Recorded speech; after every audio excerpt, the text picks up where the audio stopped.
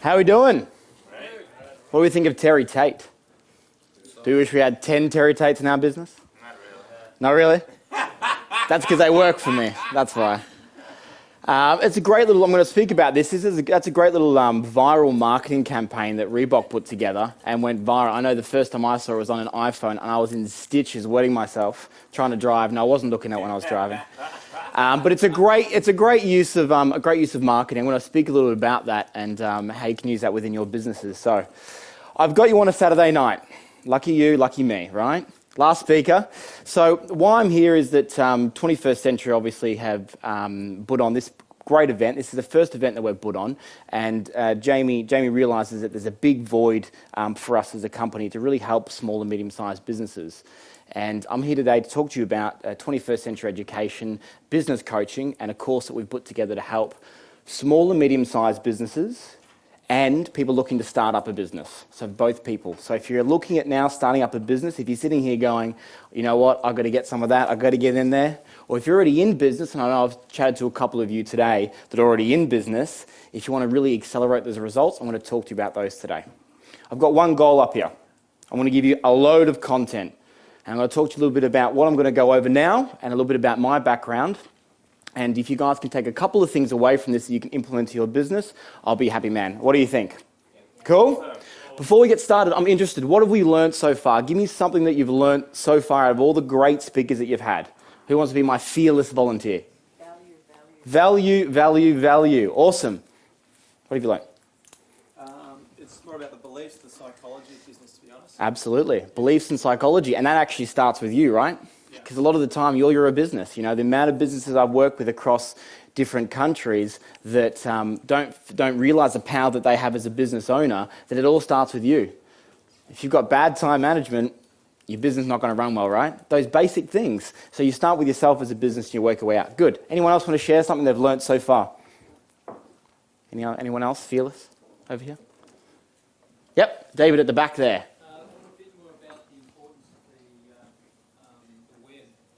Yes. Yep, absolutely. Who's blown away by the web and the possibilities? I don't know. I mean, I love Lou's a fantastic presenter, got some great content, and I know that sometimes when people see that, especially if they're not used to that, just go, wow. Not only do I need to get on the web, but I need to get on every type of thing that there is, because 20 years ago, or 10 years ago, it was just about searching, and that's it. And they got these links and all that kind of stuff.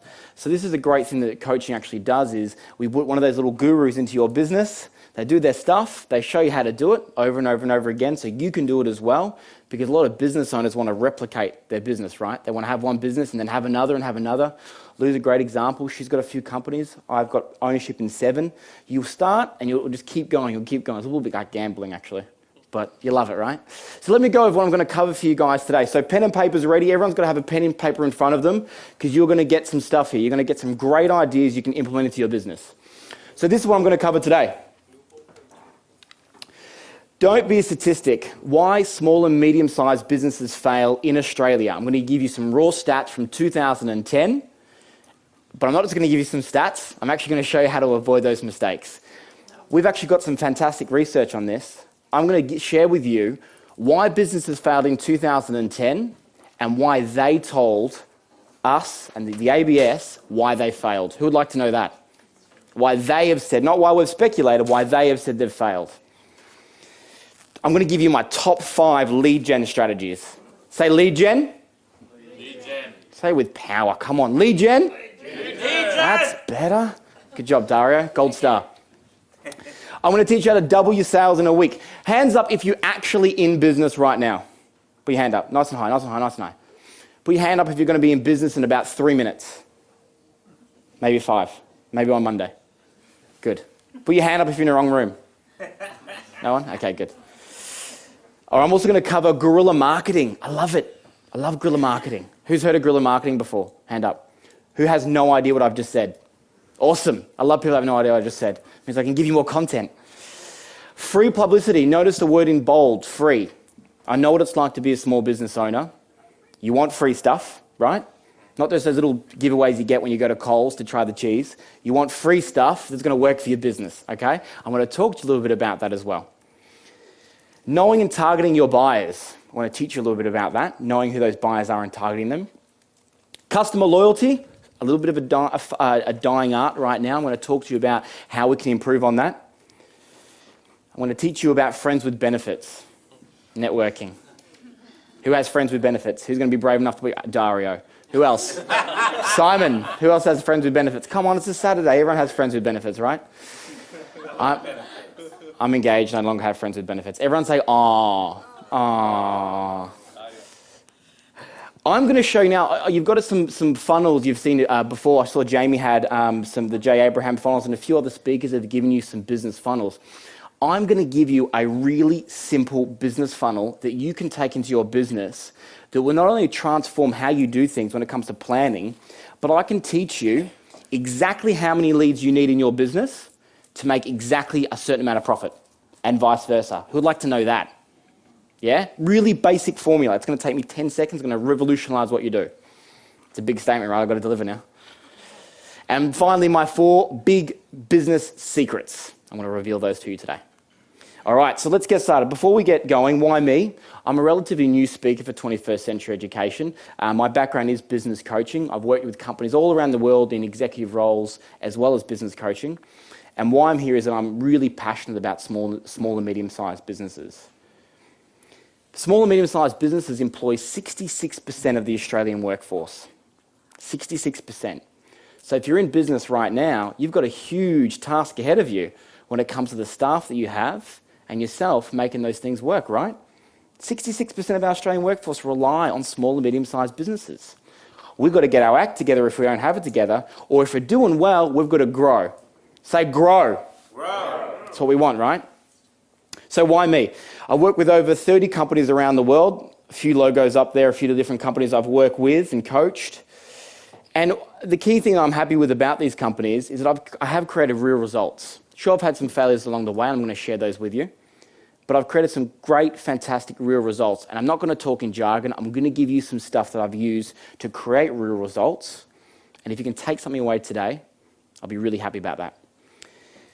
Right now, I work with 21st Century, as I said. I'm their National Business Manager. It's a fancy title, but basically I look after the sales and customer service, which is fantastic because it means that I'm embedded into the business, and it's a fantastic little business. When I say little, it employs 85 staff with over $50 million of turnover. Who would love to have $50 million of turnover? Yeah? Good. Only Dario? Good. Yeah, give me all the money you got. And a little bit about me, because yes, business is important, but for me, it's a vehicle. Who would agree with me? It's a vehicle. It's a vehicle for your passions, and it's a vehicle for what you really want to focus on in life. And up there is a little bit about my world.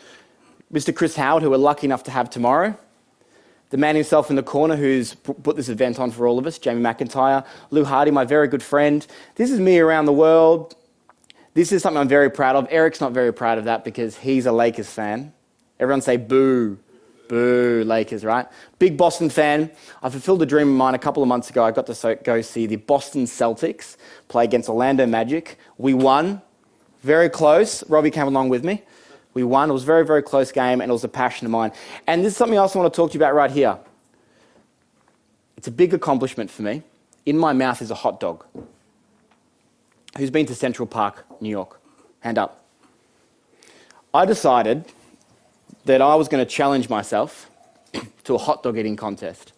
I went to America, and I went to Central Park, and I walked from one side of Central Park all the way to the other, and every time I saw a hot dog stand, I was going to buy a hot dog and eat it. Every time. I thought there was going to be 2 hot dog stands. Have a guess how many there were. 20. 20, close, I wish. What else? 7, almost. 11. I ate 11 hot dogs in 45 minutes. I had a 6-pack before then. I'm getting it back now. So this is a little bit about me. And it's important for us to remember this because you know what? When times get tough in business, because they happen, and I've already spoken to a couple of people here today that have had some struggles in their businesses right now, you've got to remember why you're in business and what your drivers are. And the number one reason why I'm in business is because of the things on the screen. And also because I love spending time with my lovely fiancée who's here in the room as well. Give her a round of applause. She's so beautiful, isn't she? I got engaged last year. Everyone say, "Aw." Everyone, who said, "Oh"? No. It's a great thing, but you know what? These are my passions. Being with my family, driving a nice car, having great friends, giving back to the community. That's what my passions are. So my vehicle is business and property to my passion. And why do I put that up on the screen? Because yes, we're learning about business today, but to be successful, you've got to have a goal. But a goal means nothing unless you can connect it to an emotional attachment that you have. For me, there's one on the screen now. Make sense? Oh, thanks for that. So this is what I want to do. I'm going to give you 30 seconds. I want everyone to stand up for me. Up, up, up, up, up. I love the groaners. Oh, I'm so comfy. I want you to do this for me. I'm going to give you guys 30 seconds. I want you to go and speak to somebody you've not spoken to yet at this event. And what I want you to say to that person is, I want you to tell them what being financially free and time rich would mean to you right now. Being financially free and time rich. What would you do with your time? 30 seconds. Here we go.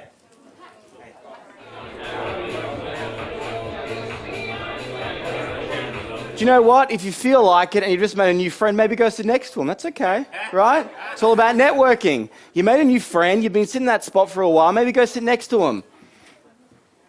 I see a couple of guys smiling going, hey, she's taken. All right. How'd that feel? Who's smiled and felt like that when we've talked about business so far this weekend? It's exciting. I love it. But how was that? Thinking and speaking about the things that really matter to you. Being financially free and time rich. Some people want to go back and then focus on other businesses. Some want to go and volunteer.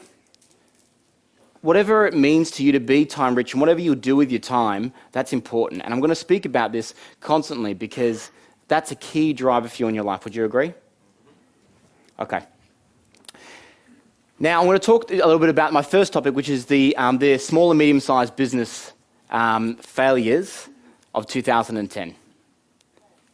There's some unfortunate stats, guys. 58% of businesses in their first year fail. Fact. Of those businesses that survive, 36% fail in their second year. Fact. Of those businesses that survive 5 years, 15% succeed. In 5 years, only 15% of businesses will still be operational with a turnover. And of those 15%, 42% of those business owners would earn more money working in another organization with less time, right? All the business owners looking a little bit tired in the room going, I worked 8 hours this week, less time. So if you're an accountant, you're in an accounting firm, if you worked in an accounting firm, you'd do less hours and 42% would make more money. So why are we here? Right? I think a few people are going, oh, you know what, business isn't for me. All right? We're here to succeed in business, and that's what makes you different to other people right now. You've given up your time to come to an event to learn about creating a business or taking a business where it is now to the next level. So hopefully you're not going to be in that same category. But you know what? Being successful in business is implementing. It's implementing. It's doing. You've got to do it. You've got to execute. And you've got to have people in your corner. I'm going to speak to you about that today because it's so important to have people on your side that are outside your business that can give you that advice. You know, guys like even Jamie McIntyre, we all are in awe of what he's done with 12 companies with millions of dollars of turnover from being in debt. His mentor is here, Simon. You've got to have a mentor. You've got to have a coach. So why did they fail? Number one reason, poor marketing. No planning. No targeting. Poor marketing. No test and measure on what's working. And it's a key thing I want to speak to you guys about today, test and measuring. See a couple of people going, yep, that's what we need to do. Lack of business planning, forecasting, budgeting. Where are we going? What are we doing? Insufficient finance. I'm going to give you a tip if you're in business right now. Buy a coffee, Go to your local bank manager who has your accounts and give him or her the coffee. Build a relationship with your bank. Because if you need it, they'll be there for you. Because some of these businesses just didn't have the right working capital. I work with a business, believe it or not, I coached a business recently that had been making negative profits for 2 years, and they didn't know it. Everyone's going, well, how did that happen? Why didn't they close down? Do you know why? Because 3 years ago, they made a good amount of money. And because they had a crappy accountant that didn't know how to actually give the right feedback to the business owner, they were just eating into that savings over that last 2 year period. And the business owner didn't even know that. Don't rely on your accountant. They're good with numbers, but they're good with numbers for lots of different businesses, not just yours. You have to request the right information. You've got to know how. If some of you know, first time I looked at a balance sheet, I went, what is that? I don't get it. What's a cash flow statement? What's a P&L? And we had Raj talk about that before. You only need to understand about 4 things in business finance. Just 4 things. Not all of it, it's what you have accountants for, but just 4 things that are going to alarm you if you need to be alarmed, or let you know where your business is at any one time. I'm going to teach you what those 4 things are, and it's something you would get within our course as well. They had no clear objection and vision. It's definitely something that we need to have. Clear vision, where we're going in the business, what's happening. They didn't define it properly. They were their own raving fan, but they didn't pass it on to their businesses. Management and leadership. Now, management was noted in this survey. Leadership was not. I've put leadership in there because leadership is a massive part of a small and medium-sized business success. Would you agree? Yes. Leadership, because that comes before management. I know when I've worked within companies, my first focus is leadership. My first focus is making sure my team want to come on the journey with me. Because then if they want to come on the journey with me and they're not doing the right things, and I sit down and say, you're not doing the right things, they'll listen to me because I've got a good vision, good leadership. And these are the things that I taught a lot of the businesses that I've worked with to have that clear vision and leadership and that management within their business. So they're the things that they're the reasons why they've failed. There's some stats for you, right? Scary stats, right? Not great. Let's avoid that. So I'm going to do my best today to give you some great content. You're going to be writing like mad. So get 3 pens next to you just in case one runs out. On all the things that have worked for me, that do work for me, that work with the business I work in, and that I coach people on a daily basis. All right? You ready to learn these? Yeah? Good. Number 1, from the top. Lou's just talked about this. She talked about all these different types of leads that come into your business. This is just online stuff. But the basic lead funnel is simple, and Jamie went through this today. Leads come in, they go through your sales funnel, they become clients.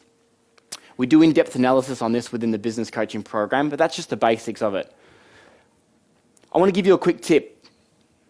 Before we go to do lead generation campaigns, you've got to consider a couple of things.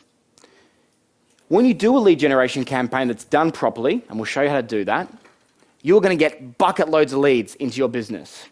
But from time and time again, you know what I see is these leads coming in and the staff internally not being aware of the campaign. The receptionist, if you've got one, picking up the phone and not knowing what to expect. And when they don't know what to expect, you can't test and measure it, right? I'm sorry, where did you find out about us from? Not just, I've got 4 phones ringing, I've got to put it through to somebody else. That information is so vital to your business. No one likes throwing money out the window. And that's what effectively you're doing. Because if you know what leads convert well, target them, right? You don't know that unless you test and measure, unless you prep your business. Even prep, if you're the only person in your business, that's cool. You've got to know what's going on. You've got to make sure the people around you know what's going on. So let's get into it. You don't want that bucket effect, by the way. Holy bucket. All right. Number 1, direct mail, an oldie but a goodie. Write down that one. Direct mail, an oldie but a goodie. I'm going to share something really quickly with you. Old media, new media. Old media, new media. Old media, print advertising, direct mail, the stuff we did 10 years ago. New media, online advertising, SEO, new media, iPhone apps. Old media, new media. Some people will tell you only need new media. Some people tell you only need old media. I'm going to tell you this. You need where your customers are at. Fair? Don't guess. You need where your customers are at, and we're going to talk about targeting in a minute. So direct mail. I spoke to a client recently. I said, direct mail's the thing to do. And he went, no way, man. I'm buying an iPhone app. $5,000 later, he spent on an iPhone app. Guess what? This is before I coached him, by the way. I didn't tell him to do this. Bought an iPhone app. His target market are 55 to 65-year-olds.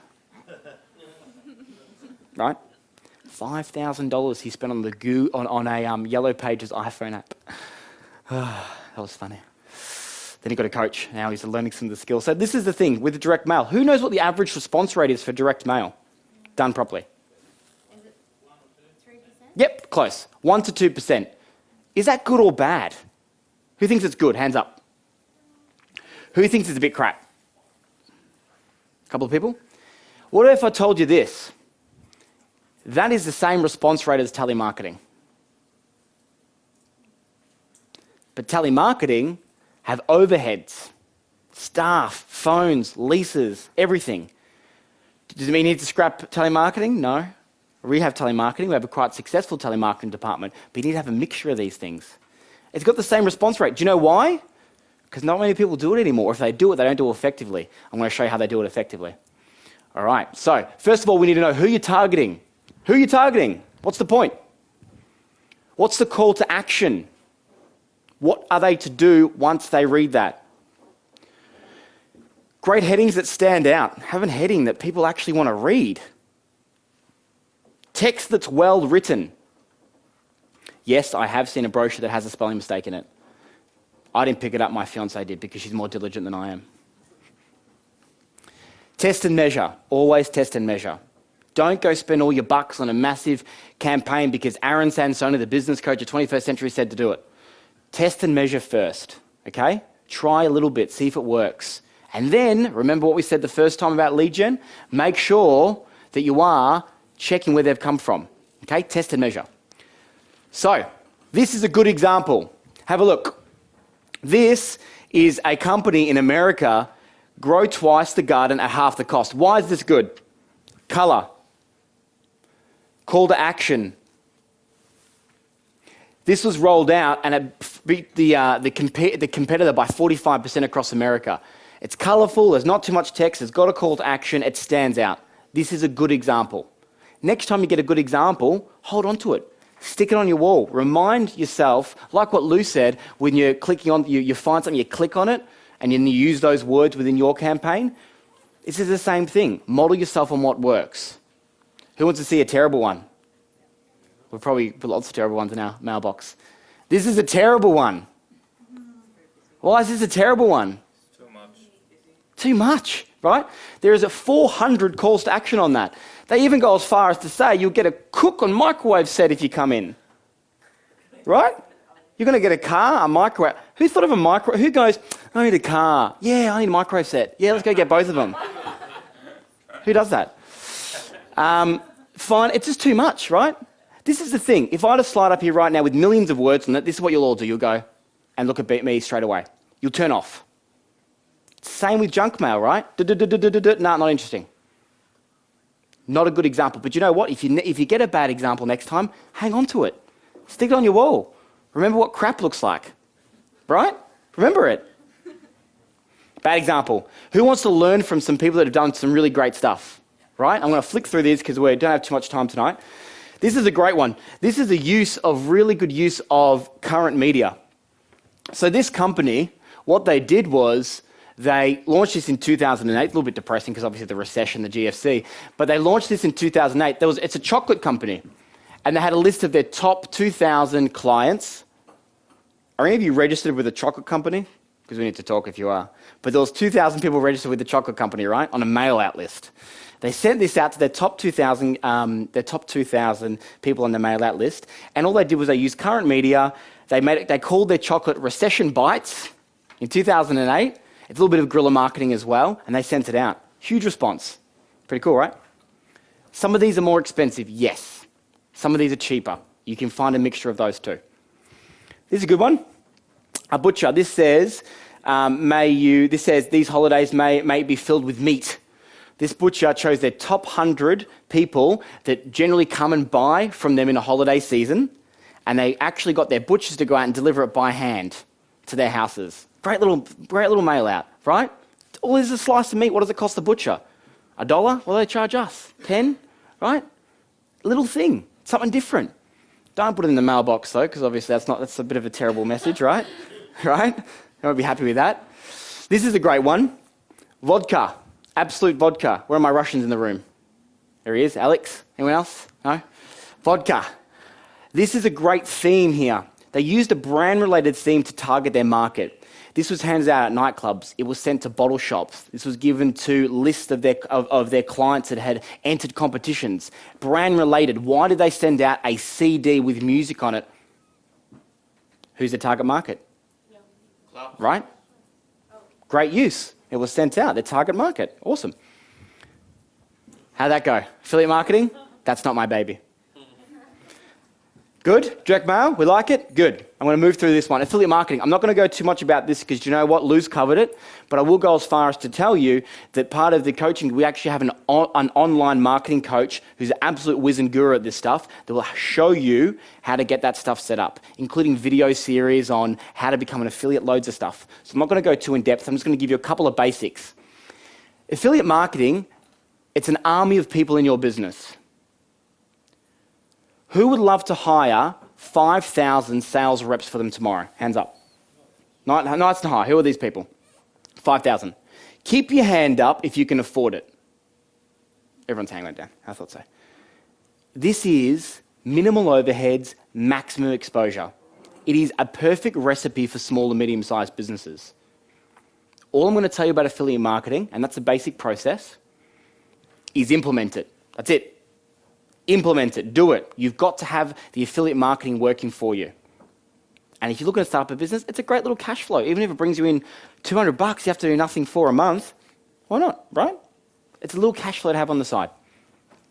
A couple of things. Now, I know Lou's already covered a few of these, but a few sites that we use, ClickBank and ShareASale. Great affiliate sites. Cool. Number 3, referral marketing. Referral marketing. All right. Every sale is an opportunity for a referral. My number 3 lead gen strategy is referral marketing. It's an oldie but a goodie.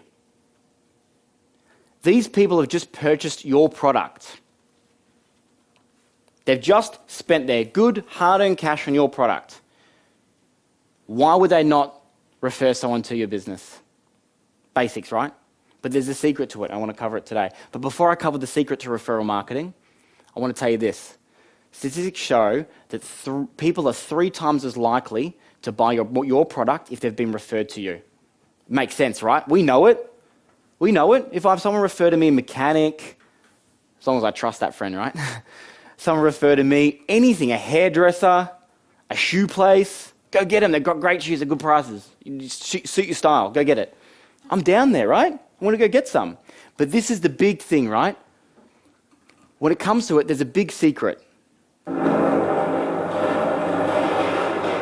I have sound effects. That's a drum roll. What's the big secret? Ask. Don't tell anyone that big secret. Years of analysis to understand that. Ask for referrals. They love your stuff. They've bought it. Doesn't matter what it is, they've bought it. Ask for a referral. Don't be shy. Ask. Because do you know what? That's a form of lead gen. And how much did it cost you? Nothing. See, my staff are going, yeah, we know. Because they forget too, right? Even if you're an experienced consultant, even if you're experienced in sales, you forget. Why? Because you're in the moment, you're so excited, and you've just formed a great relationship, and you go, okay, bye-bye, right? Ask them. Really excited that you've got this today, mate. I'm happy that you can see the benefit in those shoes. Awesome. Hey, look, obviously this style is, you've got to have friends that have the same kind of style as your shoes, right? I'm a new business. I'm setting up today, blah, blah, blah, blah. Would you want to bring any friends down? Oh, look, I'll look after them. You can get a referral scheme happening there, right? 21st Century Academy, we offer a referral. Why not? We want 2 things from that. Number 1, it costs us nothing in marketing, I'll be honest with you. And number 2, we want the member with us to have other people around them sharing the same kind of experiences that they do. people that understand business, or people that are really focused on trading or whatever the product is. That's why we do it, to help their circle, because how easy is it when people around you get what you're talking about? Or they're all traders and you're a trader, or they're all property gurus and they're all investment property people around you. It's easier because they speak your language. Then you have those people that just don't get it, right? People that are just like, oh, really? You went to that seminar, you're doing that now. All right, all the haters out there, you get those people? This is the way to get around it. Number 4, outreach events. Who have, put your hand up, the people in business again, put your hands up nice and high for me. Current 1, 2, 3, 4, 5, 6, 7. Does anyone have a product business? Put your hand up. Product business. You sell a product as opposed to a service. Yeah? Yeah? What's your product? I actually do implants, dental implants. Oh, dental implants. Awesome. One of our products is lingerie. Lingerie, even better than dental implants. I love dental implants, but come on, right? You're going to love this one. Outreach events, okay? This is a fantastic way to lead gen, okay? Fantastic way to lead gen. Now, there's ways that cost you money, and there's ways that don't. Who wants to learn both? Let's do it. Trade shows. I consulted to a company that had been around for about 35 years, and every year they went to a trade show. It was actually an IT company. They spent around $8,000 to $9,000 on this weekend, okay? Absolutely no lead generation. No one came past their stand because all of them just stood there like this, right? Nothing exciting, nothing going on. And I said, why'd you do it? I said, you know why? Because we've always done it. I'm like, oh, that's fun. So how you enjoyed paying $8,500 for zero exposure, zero marketing, and a waste of your good time. If you're going to do trade shows, do them properly, and we'll show you how to do it. The biggest, the best stand that appeals to everybody, we can show you how to do that as well. Seminars and educating clients, that's our bread and butter, that's what we do. We educate clients, we give them information, we network with them. Shopping centres, you will be absolutely surprised how cheap it is to get into a shopping centre, hire a space for a day, and lead gen. Who's tried a shopping centre before? Have you tried that with the lingerie? No, I haven't. Try it. Who wants to know how to get into Doncaster or Chadstone without spending a cent? Yeah? It's called in-store promotions. As soon as you step inside that store of somebody's, that's their space. They can do it as they will. Go and find somebody that aligns with your product, not from a competitor. So lingerie, go find a women's sports store. Go do a promotion in there. Give the manager a full set of lingerie, right? Her husband's going to love it. Right? Do that. Costs you nothing, right? But you're targeting your market. You've got females going to the store, buying their running gear, going, oh, lingerie, awesome. Target your market. Go to the local pub. Get in there. See all the blokes with the lingerie, going to buy it for their wives. Target your market. Costs you nothing. Absolutely nothing. This is the key. High foot traffic locations. Say it with me. High foot traffic locations. You want to be where people are. And once again, test and measure. Make sure it works. Test and measure. Great lead gen. Number 5 is social media. Once again, I'm not going to dwell on this too much because Lou's covered it, but get into it. If you're like me, when Facebook was around, it feels like it's only been around for 3 minutes, and it's the biggest company in the world, bloody hell, now. I avoided it like the plague, right? My photos, I want you to see my phone, I want people to send me messages, and how annoying does it get? But you know what? I gave up because I had to be in it, right? I had to be in it because you know what? My customers were there. My clients were there. I had to give in. I had to just get on there. So this is what I'm going to tell you about social media. Stop hating it, start loving it. Okay? Plain and simple. It's a great way. Social media is a way for you to instantly contact your customers or your potential customers online. But think outside the box. And some of the things that Lou's been speaking to you about, why Lou's presentation is different, is because she tries to get you to think outside the box. Don't just put things on there like, hey, come into my lingerie store and it'll be buy one, get one free. Boring. Everyone has buy one. You try buy one, get one free. Everyone's got that. Something different. Use current media. Use a line, like what Lou said, a magazine. Use something like that. But think outside the box. A funny statistic or something from the news. Babies doing push-ups are hilarious. Use that. I love that slide. Social media, post a few opinions, get them to vote. I'll give you an example.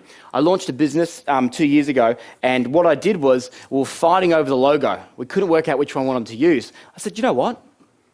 Let's post it on Facebook. Let's see what our followers think. So we put it up on Facebook. All voters started happening. We love this one, we love this one, we love this one, we went with the one that had the most votes, right? And what happened? All those people that voted were emotionally invested in that. They felt like they were part of our business. And everyone that wasn't already liking our logo was saying, I like this, I like this, I like this. All their friends were seeing it. And all of a sudden, one simple thing, we had a whole drove of followers. Just one thing. Get them involved in that process. The thing is, social media is also a great way for you to connect straight away with your customers as well. If there's a problem and they are a client, they'll let you know. So if there's a problem, you can solve it straight away. Right? I'm unhappy with this. And you can put parameters so people can't see that on there. But it's a great chance for you to solve problems. So what will you implement? I'm going to give you just quick 15 seconds now to share with the person next to you what you will implement into your business out of those 5 strategies. Let's do it. I wanna be a billionaire, so freaking bad.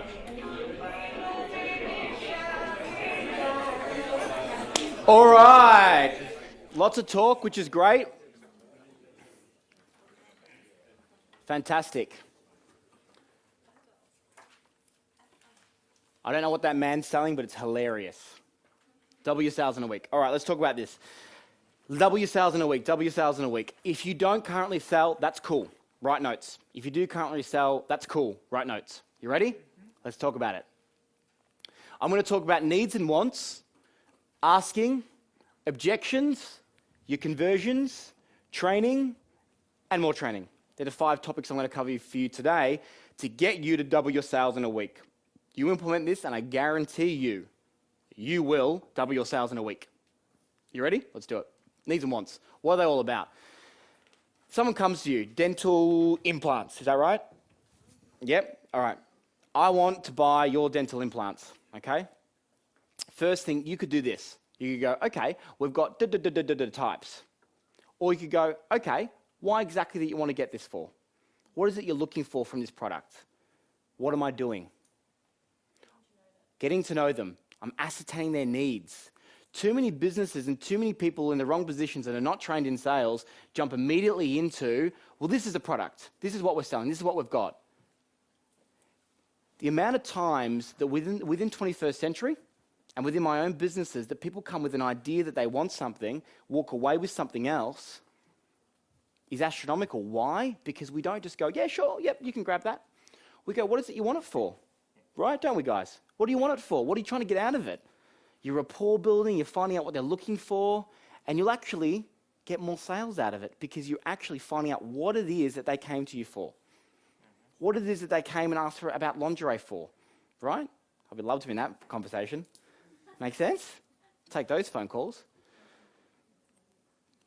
Once you understand what they're looking for, use the features and benefits. Every product that you have has a feature and a benefit.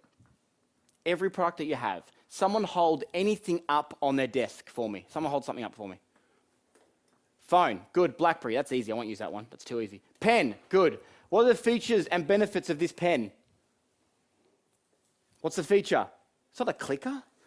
What's the feature? It writes. Good. What else? Nice paint job. What else? Comfortable. That's features. What are the benefits of those features? It's sexy. Kind of, in the middle. Benefit. If you want to write long, nice love notes to your lover, right? Because that's who you write love notes to, not your mistress, your lover. It's got a nice little grip, which means your hand won't hurt, no calluses. That's a benefit to the feature. You see what I'm saying? Features and benefits. I don't care what product or service you have features and benefits. You with me? Yeah. Good. So what's next? Ask. Need plus solution. This might sound really funny, but you know what? You've got to find something that's natural for you.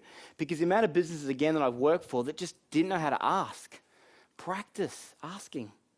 Practice asking for that sale. If you've got someone that comes to you for a need, you ascertain exactly what they want, you fill that gap, ask them. Did you want to grab that today? Are you happy to get started? Do you pay with Visa or MasterCard? Ask for the sale. What happens sometimes when we ask for a sale? They don't physically turn like that, but what actually happens sometimes when we ask for a sale? No. Know what the objections are. Know the objections that you face in your business. That's the first thing I want you to do. Know what they are. What are some of the objections we might face? Price. What else? Time. What else? Support.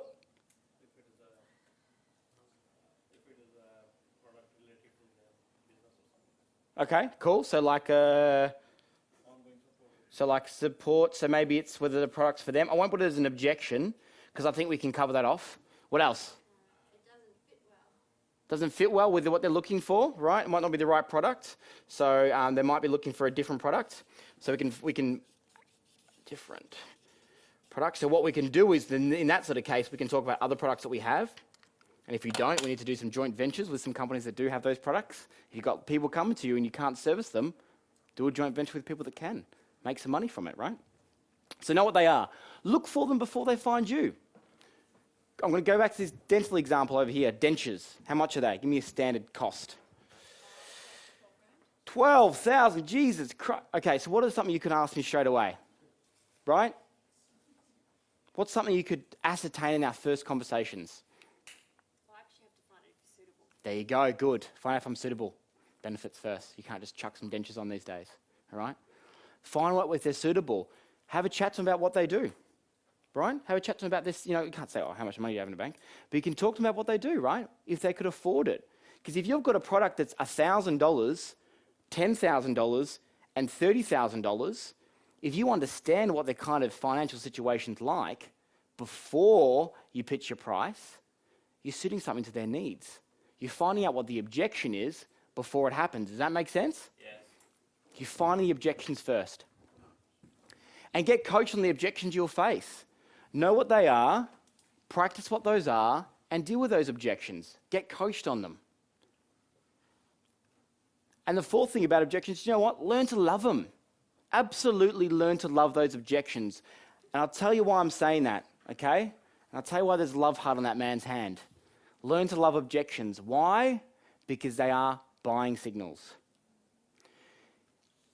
That lingerie, I love coming back to this example here. The bra's too expensive. What I'm saying to you is that the price that you're giving me versus the value of your product is off. Make sense? The price that you're giving me for the value of that product is off. That's all they're saying. Price perception. Our whole world is driven on it. Why diamond's expensive? Obviously, there's a supply and demand thing there as well. The whole world is driven on it. Why would people pay more for a certain type of thing? Because other people have it, and it costs them a lot of money, right? Make sense? Yeah. So learn to love them. They're all buying signals. We're going to talk about conversions as well. Have a two-person system in your business. Have a follow-up system. Have someone that can follow up on those leads if you can't close them. And do you know what? Even if you have, and this is something I implemented in one of the businesses I was working with as well.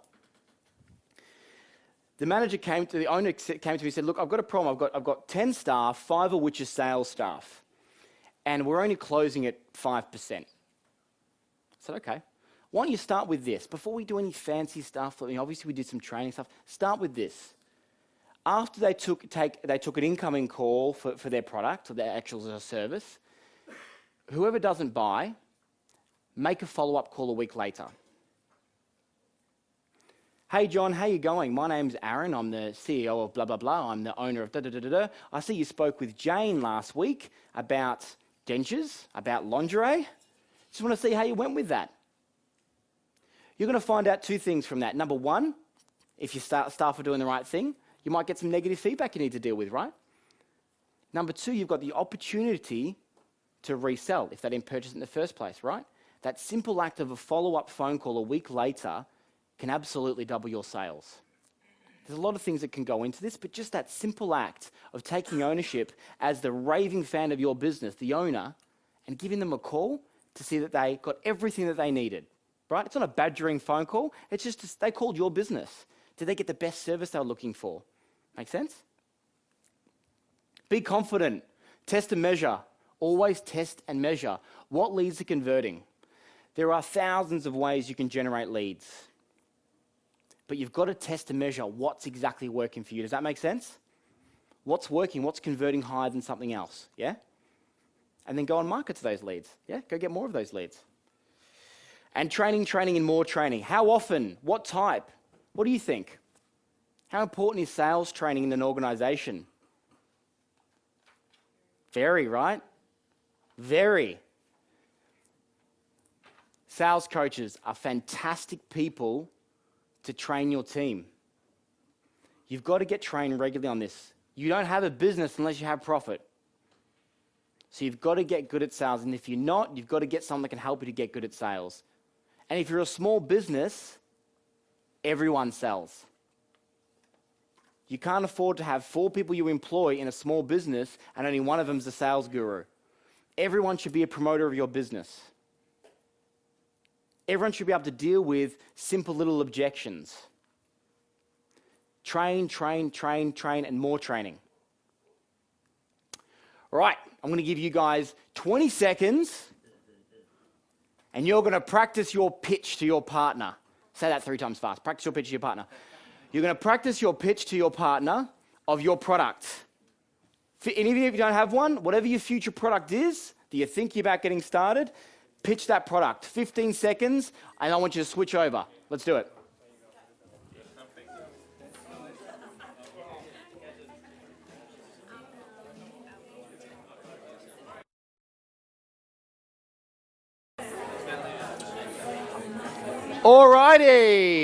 Alrighty. How did that feel? How'd you go? Did you pitch it? Did you ask for a sale? Who asked for a sale? Put your hand up. Who asked for, but nice and high, who asked for a sale? Ish. Put your hand up nice and high. Don't do any of this business, I can see. This one, right? 4 people. Keep your hand up, right? No, keep your hand up. Keep your hand up if you ask them for a referral. Gotcha. See? Ask, right? We forget. We made a sale and we've got to ask. Oh, yeah, I don't have time. Yeah, that old chestnut I hear all the time in business. All right, good. Practice your pitch. Practice it, right? Get it good. Get good at it. Because when you're networking, your pitch of your business is kind of the same pitch as your sale, right? What you do. You've got to engage someone in like 15 seconds. Why should they listen to you? Why should they talk to you? Why do they take your business card? Pitch. Practice it. Get good at it. If you're not great at being passionate and pitching something, right, I'm going to give you a little thing you can do at home. I teach my guys to do this all the time, right? Next time you get up, my guys are laughing now because I know. When you get up in the morning, go into your kitchen, okay? Open your pantry. The very first thing that you see, I want you to sell it like there's no tomorrow. Okay, when you pick it up, and you're going to pick up, we've got Mentos here, you pick this up and you sell this like there's no tomorrow, like how sexy this is, how great this tastes, how fantastic the colors are, why they absolutely need to have Mentos in their life, because it's the fresh maker. Make sense? Practice it. Be passionate about it. Every time you open your pantry, I want you to pitch something new to yourself. You're going to wake up, because everyone's already asleep in the morning. You're going to wake up, pitch something in your pantry, and get good at it. Be passionate about it. So if you're not passionate about your product, it's a great way to learn. All right, guerrilla marketing. Someone asked me earlier if that's a picture of me when I was 4 years old. I had very similar hair, but not near as much body hair as that. Guerrilla marketing. I love guerrilla marketing. Guerrilla marketing is a fantastic way for you to generate leads within your business. What is it? Guerrilla marketing is basically the opposite of traditional marketing. Who has a massive marketing budget? Put your hand up. If you did, you're in the wrong room. Okay? A lot of businesses don't have massive marketing budgets. So this is a great thing for you to sink your teeth into within your business. Guerrilla marketing is really creative. You've got to find a great time and a place for this, and it's something different, something that will make people go, what's that? Something will create some energy and some vibe. And let's talk about how we can use this, and it is perfect for small and medium-sized businesses. Here's some of the characteristics. It's creative. It's often humorous. It's in a, it might be in you might use new technology. Okay, you might use something new in your business. It's interactive. Remember, when we're doing something like this, any time of lead gen campaign that we're using ourselves for, you've got to cater to all the different types of learners, all the different types of people that are going to walk past, your visual, your kinesthetic, your auditory, all those different types of people. But you know what? We need to learn from the best with this. I've got some great examples for you here. This is Golf, GTI, Golf car company.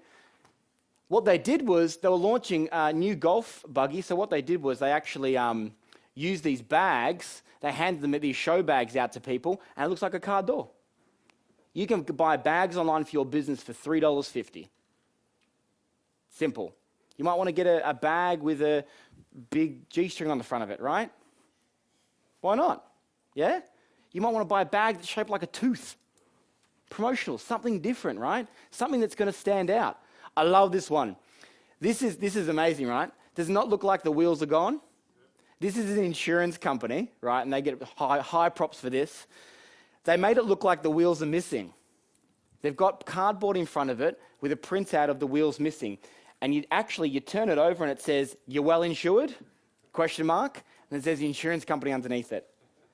How great's that? You know what? This is the thing. This is not a mass marketing. They would only need to do this. Like, imagine if they did it to 5 people in Melbourne CBD, 5 in Sydney, 5 in Brisbane. Who reckons it'll make the news?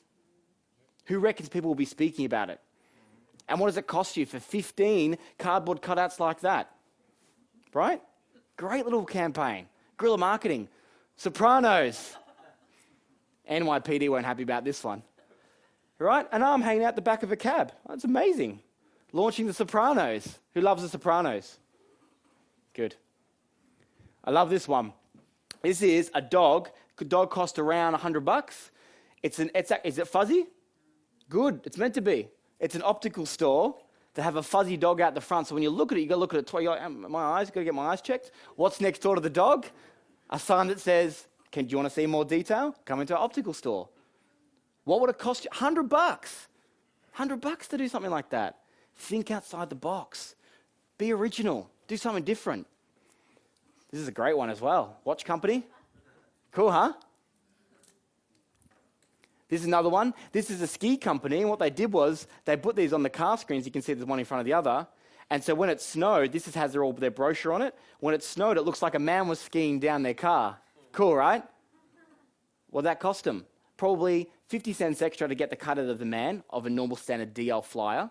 And all they did was get someone out there, probably their brothers, sisters, mums, and uncles, because they're always really good when you have a small business, aren't they? Free labor. And they got them to do it. I love this one, free air guitars. How cool is it? It's a rock station, and all they've done, this is a bike rack. They put a sign up above that says, "Free air guitars, please take one." Cool, right? One sign. You get a sign made these days on like Vistaprint for like $50. This one's cool, little karate club. They've got a black belt there. They've got a flyer there. Only problem is this, people might steal the black belt, think they're a black belt and move on, not come to your karate shop, right? There's no problem with it. This one's cool. I like this one. This says, this is a barbecue thing in front of a grill on the ground. That says, "Need a new barbecue? Call VJ Sales." How cool, right? Outside the box thinking. Fitness first. Finance first. Fitness first. This is a chair, a bus stop, and when she sits on it, it tells her how much she weighs. Now that's a little bit more expensive, but how direct to their marketing are they going there, right? That was the most unused bus stop in Boston, I'll tell you that much, right? No one used it. I'm not going to the fatty bus stop. Who would like to see a $500 idea that I created with a company in London? You want to see it? It made news, radio, social media, and guess what? It went global. It cost us $500. Shall we have a look?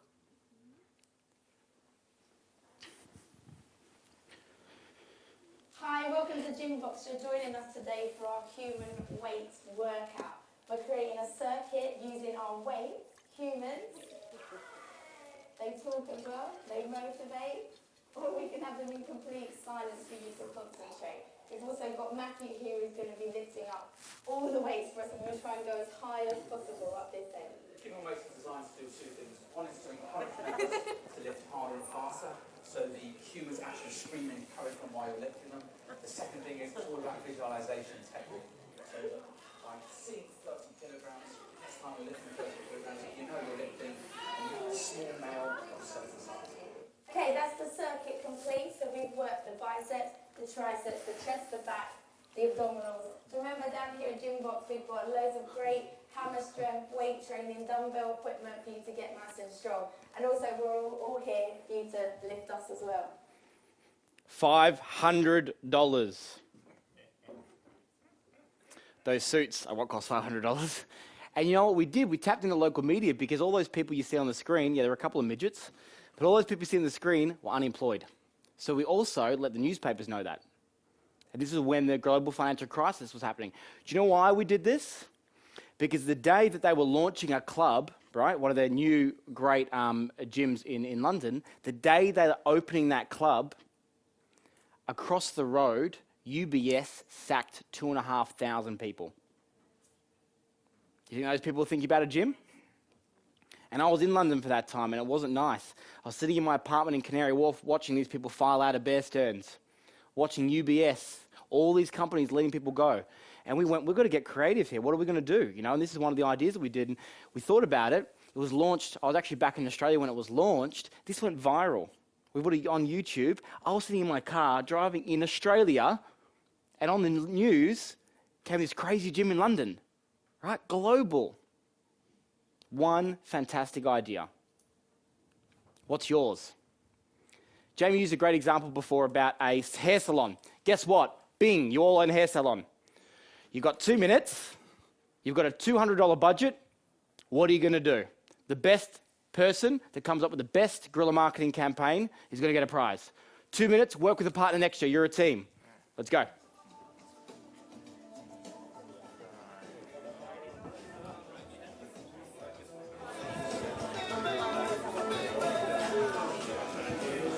All right. Yes, you are under pressure. You've only got 2 minutes.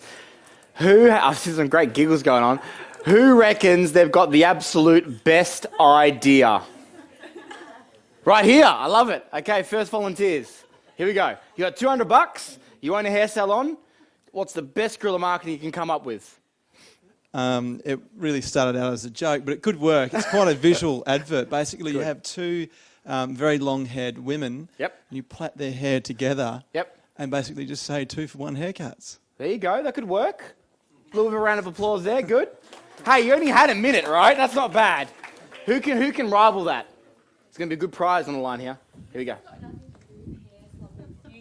Okay. It's tomorrow because we're doing guerrilla marketing tomorrow in Port Melbourne. Love it. And See that little plug there? Guerrilla marketing tomorrow? Good. 3 promo girls, all friends of ours, in bikinis, and we're putting markers on them, so they need a shave, and it's to grab attention. So we're going to be filming all this and Good. getting all the facial expressions from people. Good. And what are you launching? We're launching Salon Seekers, which is an online directory salon website. Awesome. Round of applause.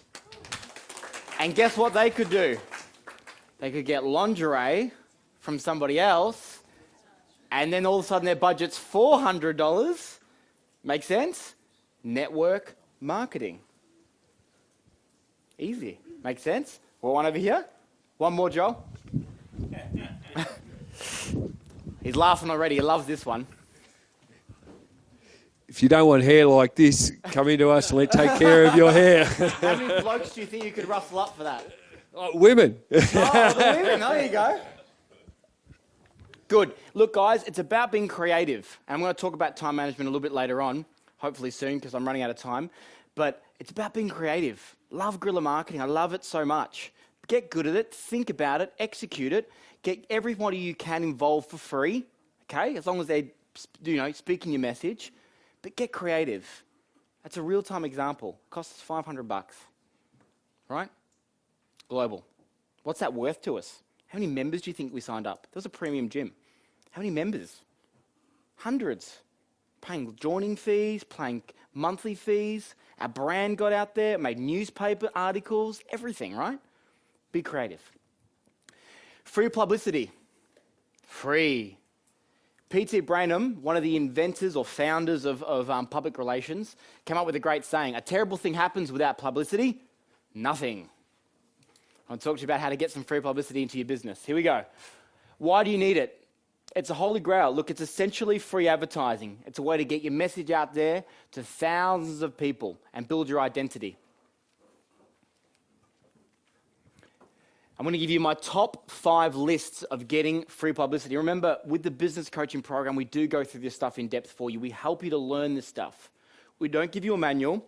We don't come in there and do it for you. We come in there and teach you how to be successful entrepreneurs and business owners so you can replicate this stuff over and over again. Make sense? How you do it? Be an expert. And Lou mentioned this before. Be an expert. If you're a business owner, be an expert. You're already an expert of your business. Most business owners have done something for 10 years and go, do you know what? I could probably do this for myself. I'm going to do it. So most business people get into business to begin with. Be an expert. Use local media. Now you're an expert, go to your local media. Go to newspapers. Write a press release. And we'll show you actually how to write proper press releases because believe it or not, local papers receive thousands of these all the time. They throw them out straight away if there's spelling mistakes. They throw them out straight away if there's grammatical mistakes. And I want to share something with you. Your business information is not newsworthy. Your business information is not newsworthy. Don't send a profile of your business to the paper and hope to God it gets in there. You've got to make something about your business newsworthy. Making sense? Have you held a contest? Could you hold a contest? Have you just restructured? Do you have some great statistics to do with your industry that relate back to your business? Do you have a big event coming up? See what I'm saying? You've got to pitch something about your business that's newsworthy. Why does that journalist want to go, yeah, let's put that in there? They don't want an advert that's basically got some writing with it. And that's what I see a lot of business owners doing. Just if they do this, they just send that and they hope that it works, right? Make sense? You've got to be newsworthy. Use the internet, post media releases, good for SEO. Now, Lou's covered a lot of this stuff. And use word of mouth and testimonials. There's nothing wrong with asking your clients for a testimonial. And there's also nothing wrong with helping them write it. Testimonials are fantastic ways to get ongoing marketing and to use within your business. All right, I'm going to move on now to target market selection because I'm running out a little bit of time here. Target market selection. Now, this is what happens when we go to focusing our lead generation campaign to what we're going to do. So whose cash should we be asking for? Whose cash? Who do we want to buy our products and services? Show of hands, who wants everyone to buy their products and services? Put your hands up nice and high for me. Nice and high. Fingers high so I can see them. 1, 2, 3, 4, 5. Good. Who wants certain people to buy their products and services? Hands up. Good. Put your hand up again if you're an everyone person. Hand up. You are my shotgun marketers. Shotgun marketing doesn't work, guys. You can't try and get everyone. Target your market. How do we do it? What's their gender? What's their age? Where do they live? How much money do they have? What sort of family do they have? What do they do? Target your market. Your money is precious in business. And you know what? When you make money, that's even more precious because you want to put that back into the right areas. Don't just smash out a campaign because you think it's what you need to do. Target the market that you're looking for. ABT, always be targeting. We all heard of ABC. This is ABT. Always be targeting. Lingerie company, we talked about that again. You've got a great target market there, a fantastic target market there. All right? Think about it. You've got a target market. Every business has a target market. My friend David over there is a gardener. He's got a target market. People that want gardening. People that can afford to have another gardener, right? People that want to have someone come into their business, come into their house and do the gardening. You can target those people. Because you know what? Most of them probably live in a certain area. Am I right? Most of them probably have a certain income. Most of them have a certain, is he going to go target the high rise in the city? You're going to go target who have lawns, who have gardens. Target. So what would happen if David went, Aaron, let's do a marketing campaign of direct mail. Let's just hit the city. Right? Let's go find the leafy suburbs. Make sense? Target. Customer loyalty, I'm going to shoot through these. Now, don't forget, guys, I know you're writing lots of notes down here, but part of this coaching program is you do have someone to take you through this and teach you. We're about teaching. That's what we're about, showing you skills you can use over and over again. Not doing something for you, then having to come back 6 months later and charge you again, then charge you again. We want to show you how to do something so you can get good at that, so you can make some great cash flow from that and take it to your next business, because you are all forever entrepreneurs. Once you start business, there's no going back. So let's brainstorm, have a bit of a look here. Now, customer loyalty, it is an asset. And you know what? From the businesses I've worked with across all the countries I've worked with, coaching businesses, it's massively undervalued. Customer loyalty. They've come to you, and you know what? If you get this right, we've talked about referral marketing before, these guys are a massive asset for your business. But having customers, they're the key ingredient. And you know what? Current clients are 5 times more likely to buy from you than prospective customers. Write that down. Current clients are 5 times more likely to buy from you than prospective customers. Makes sense? No, we're not reinventing the wheel here. Go back to your customers. They've bought from you in the first place. Look after them. Send them a freebie, right? I had a company and we sent them stress balls. We got like 150 stress balls, took them into their offices and just threw them at them. Not literally threw them at them, but just threw them at them, right? Stress balls are great. We've still got some floating around our office. And you know what? Everyone that throws those stress balls around, they know the branding on them. We know exactly the branding on them because we see it all the time. And those are staying there because they're great to throw at staff. Fantastic things to throw from your office, right? They're a good little freebie. E-newsletters. Hey, do this for me. Write down this word, perkonomics. What? Perkonomics. I want you to Google that. It's a new research which is coming out, and it's actually about having perks within your business and giving your customers more things. It's called perkonomics. It's a great little thing. I'd love to go into it, but it's something I want you to Google. All right, we're going to talk about network marketing, friends with benefits. Okay, so network marketing, in a nutshell, it's about linking with other businesses and individuals and building a relationship with those people. Building a relationship with people that become walking and talking advertisements for you. Now, I'll give you an example. A company that I've worked with and I've coached, they're a small little property collective, and they're a real estate agent, they're a mortgage advisor, they're a tax accountant, they're a conveyancer, they're a lawyer, and all these people share the same clients, right? Because if any of you have bought houses, you know all the people you've got to speak to get that happening. They all share clients. Now, this particular group don't charge a referral fee. Some people do, some people don't. This particular group don't actually do that because they have great service, and they know that if they refer it to ABC Accounting, they've got great service, so their client is being looked after by somebody else and keeping up the same level of service as them, so they're happier, right? They've formed a business relationship, network marketing. We just found out one right there, didn't we? We found out you guys could talk after this and do something together, right? Combine forces. We're going to, small, medium-sized businesses, as I said, are a huge part of this country. 66% of our employment comes from you. We've got to work hard at what we do to make it successful, right? So some facts for you. Career One did a survey. 49% of you wished you were better at networking. Right? I know there's some people who are sitting there going, yeah, I'm not great at pitching my business. I'm not great at speaking to other people. I'm not great at, right? You've got to work at it. It's a fact. You've got to work at it. And a marketing coach also can help you out with this as well, about establishing those relationships, about establishing profitable relationships. Thinking outside the box here as well. All right. How are we doing?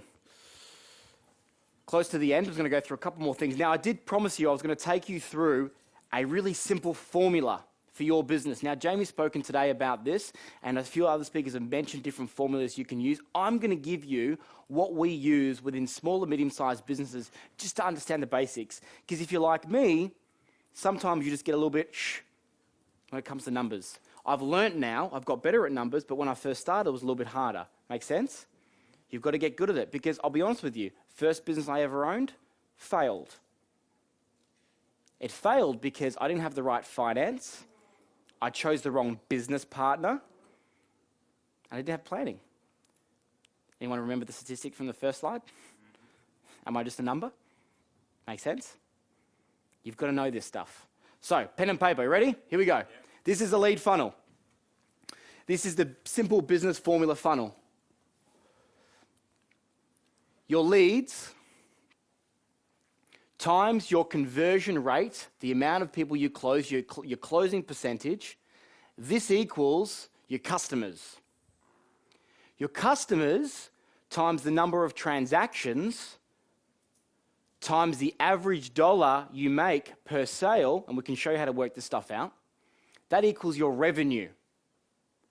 Your revenue times your margin, the net margin you make from that product after all expenses, this equals the big bucks, the profit. And I put a little example on the side for you there just to make sense. Here we go.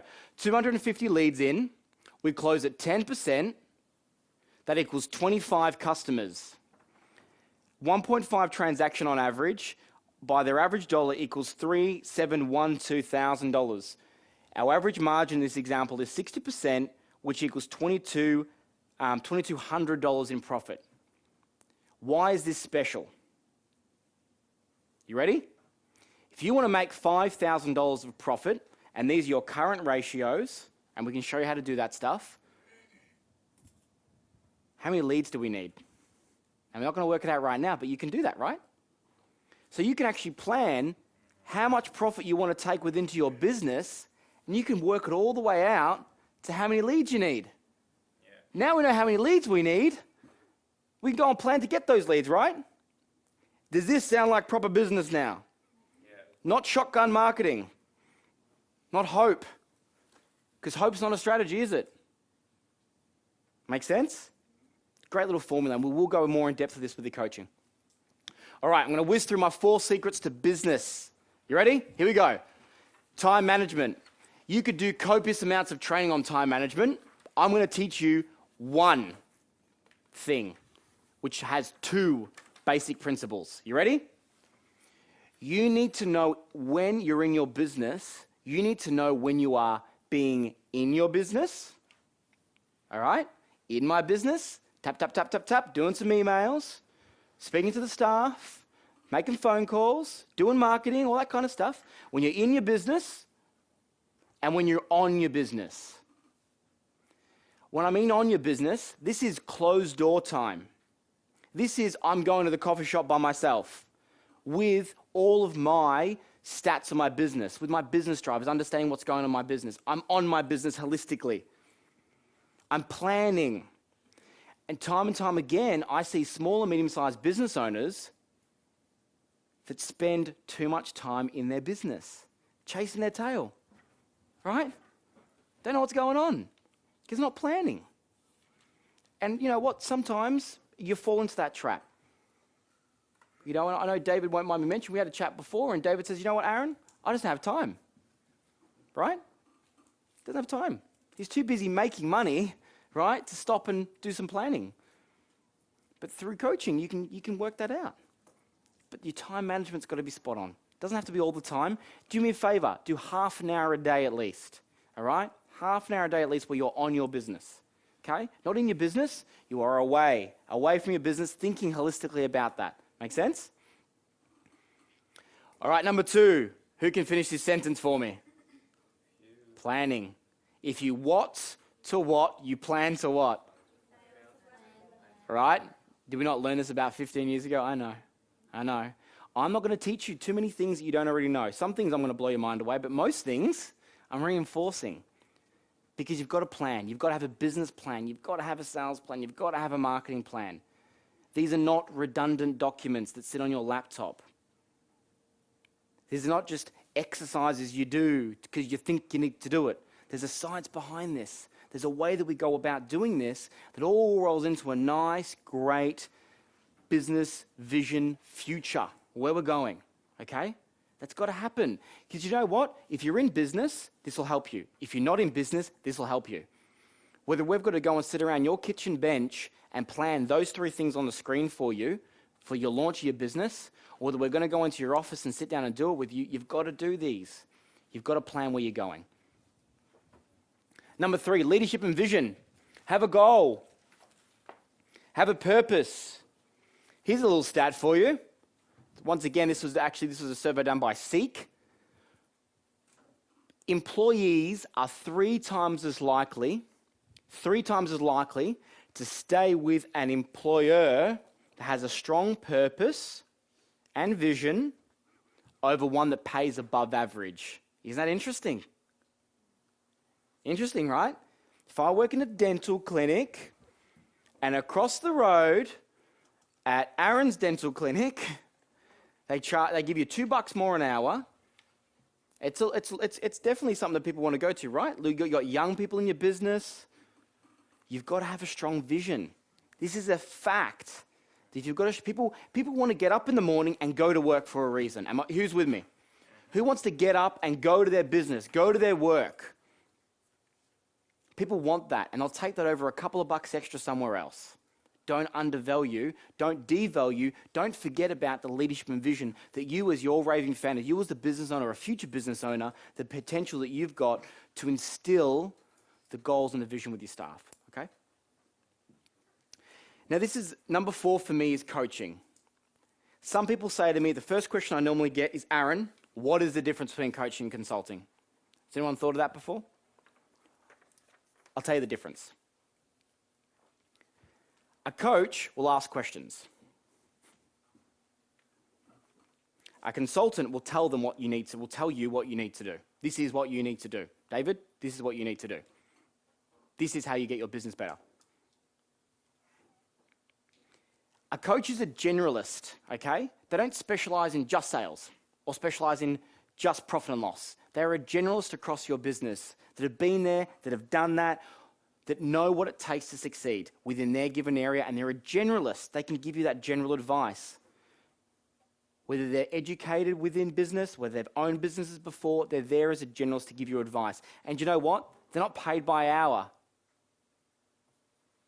Because I've seen this before, right? Consulting firms dragging it out because they're paid by the hour. Coaches are paid per project. They're paid to help you deliver something, whatever it takes.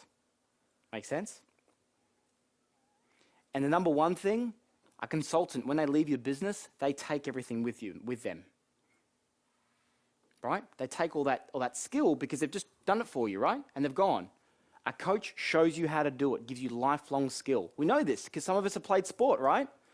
I know that growing up, as Eric said, I'm a big basketball fan. I was lucky enough to play professionally. I know I'm about the same height as Eric. I have challenged him to a one-on-one, by the way, so if anyone can convince him to do that, apparently he doesn't do that anymore. Right? If I wasn't coached, why is it now you could give me a basketball, and I'll tell you what, I'm a bit confident, but I'll be able to hit that probably 80% of the time because I've been coached. Because I've had somebody show me what it takes to be successful over and over and over again, and guess what? Now I've got the skill. Make sense? You need a coach. So, why do we need a coach? One of the biggest companies in the world, one of the biggest CEOs in the world, the board of directors told him, you need a coach. Right? This guy is the Google CEO. He's got to know his stuff. They said you need a coach. You need someone that's going to back you up. You need someone that's going to see outside the box.